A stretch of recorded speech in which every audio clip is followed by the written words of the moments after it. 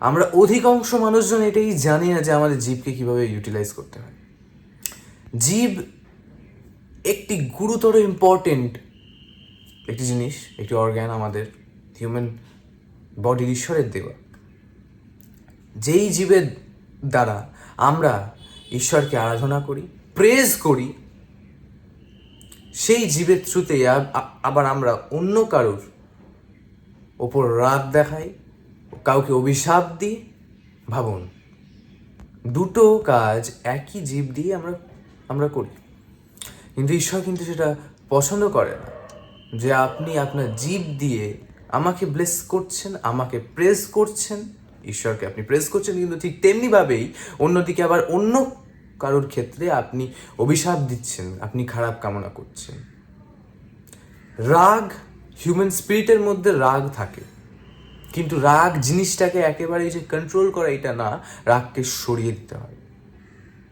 কিন্তু আবার আমি এটাও বলবো না যে রাগ একেবারে সরিয়ে দেবো, হয়তো একেবারে যেই জায়গায় রাগ হওয়ার কথা সেই জায়গায় আমি রাখছি না, নো, সেইখানেও রাখতে হয়।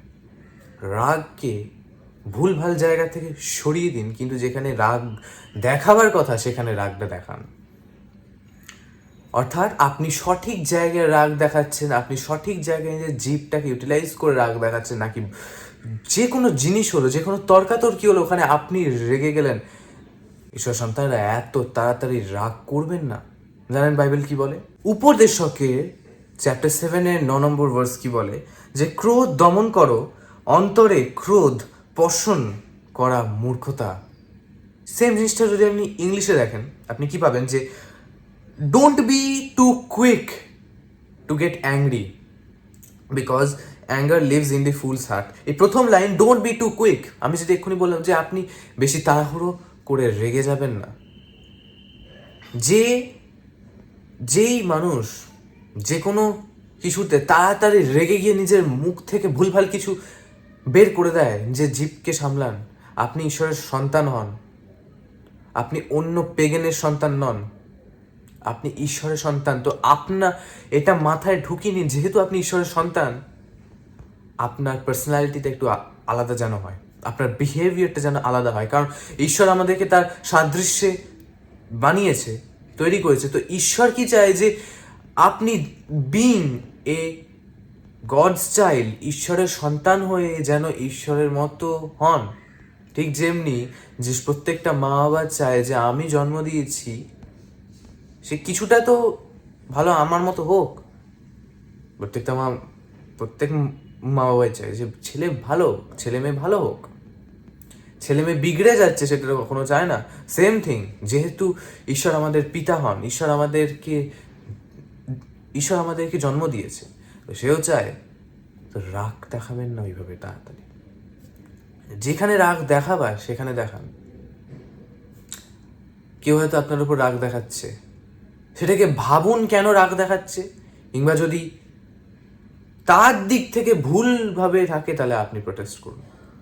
আপনি যদি সঠিক থাকেন তো প্রোটেস্ট করুন, কিন্তু জীবটাকে সঠিক জায়গায় ইউটিলাইজ করুন, নাকি ভুলভাল জায়গায়। আমরা এই জীব দিয়েই কাউকে মৃত্যুদণ্ড নিয়ে আনাতে পারি কারোর লাইফে। ইয়েস, কারণ বাইবেলে আছে, আপনি যদি হিতোপদেশ চ্যাপ্টার 18 21 নম্বর লাইন খোলেন, তাহলে ওখানে আছে, মানুষের কথাতেই নিয়ন্ত্রিত হয় তার মরণ বাঁচন, যে কথা সে উচ্চারণ করে তার পরিণাম তাকে ভোগ করতেই হবে। হালেলুয়া। ইয়েস, আপনি কি বীজ বুনছেন সেটা তো ফল বেরোবেই। সেই যে আমরা বীজ বুনছি, এটা কিন্তু জীবের থ্রুতে হয়। সো আপনি মরে যান রাগে বলছেন। যদি আপনি রাগে বলেছেন, ফ্রাস্ট্রেট হয়ে বলেছেন, তো তৎক্ষণাৎ ক্ষমা চেয়ে নিন, কিন্তু কিনা যে কন্টিনিউয়াসলি করবেন না।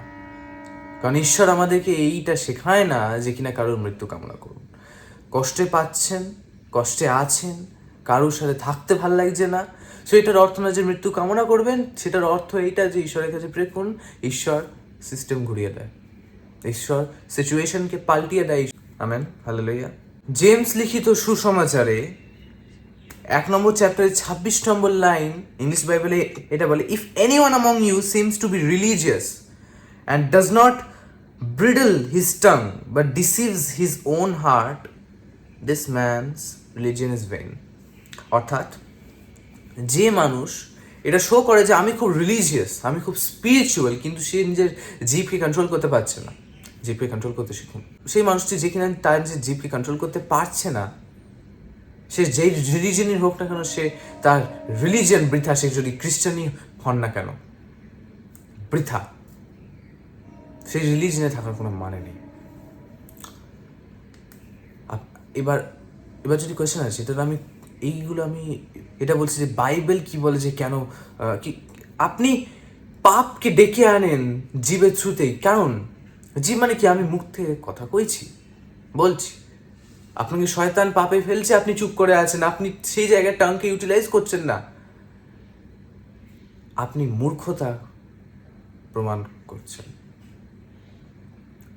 আপনাকে শো করতে হবে, আপনাকে ইউটিলাইজ করতে হবে। জীব দিয়েছে, প্রত্যেকটা জিনিস দিয়েছে ঈশ্বর ইউটিলাইজ করার মতো। হাত দিয়েছে কিছু জিনিস ওঠাবার জন্যে, কিছু জিনিস লেখার জন্যে, কিছু মানে এই হাত দিয়ে কিছু জিনিস ইউটিলাইজ আমরা করছি।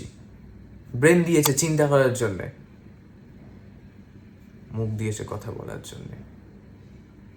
ঈশ্বরের সন্তান যেহেতু আপনারা, আশা করি সবাই ঈশ্বরের সন্তান, তো যেহেতু আপনি ঈশ্বরের সন্তান, আপনাকে চেঞ্জ হতে হবে। কেউ রেগে যাচ্ছে, কেউ অ্যাডাল্টারি করে বসছে, কেউ স্মোক করে বসছে, কেউ ড্রাঙ্ক করে বসছে, মদ খেয়ে বসছে, কিংবা ডিসিশন নিতে পারছে না। আপনাকে কেউ ইনসাল্ট করলো, আপনি রেগে গেলেন, আপনার ইগো হার্ট হয়ে গেল যে আমাকে ইনসাল্ট করেছে, তৎক্ষণাৎ আমি কিছু খারাপ বলে দিলাম। না, মনে রাখবেন আপনার পার্সোনালিটিটা কিন্তু একটু আলাদা যেন হয়, যেতে ওয়ার্ল্ডে কিন্তু সবাই ঈশ্বরের নন, কেউ শয়তানেরও, শয়তানের সন্তানেরা দেখে যেন আপনাকে হাঁ হয়ে যায়, ভাই এইরকমও আছে। শয়তানও যেন হাঁ হয়ে যায়, ভাই না, এর সাথে পাঙ্গা নেওয়া যাবে না, এই হার্ডকোর সন্তান ঈশ্বরের। হালেলুয়া। আশা করি আপনারা নিজের টাংকে, যে জিভকে ইউটিলাইজ করতে শিখেছেন। কেন আমিও তো আশা করি যে আপনি বুঝে গেছেন যে কেন খারাপ কিছু বের করতে নেই মুখ থেকে। কারণ খারাপ কিছু বের করলে সেটা কিন্তু ইন রিটার্ন আপনার কাছে আসবেই, কারণ আপনি বীজ বুনছেন। আপনি যদি অন্য কাউকে খারাপ বলেন, আপনি পার পেয়ে যাবেন। সে যদি ভালো হয়, আপনি আবার ভালোকে খারাপ বলছেন, আপনি পার পেয়ে যাবেন তো? পাবেন না।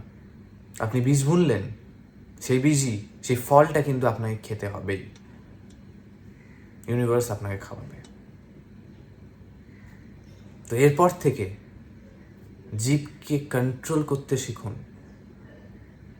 সবসময় মুখে গালাগালি, একে গাল দিচ্ছেন, ওকে গাল দিচ্ছেন না, that's not a sign of যিশু বিশ্বাসী, ঈশ্বরের বিশ্বাসী। আপনি ভাষাকে ক্লিন করুন, ভাষাকে পরিষ্কার করুন, মাইন্ডকে ফ্রেশ রাখুন, ঈশ্বরে থাকুন। হালেলুয়া।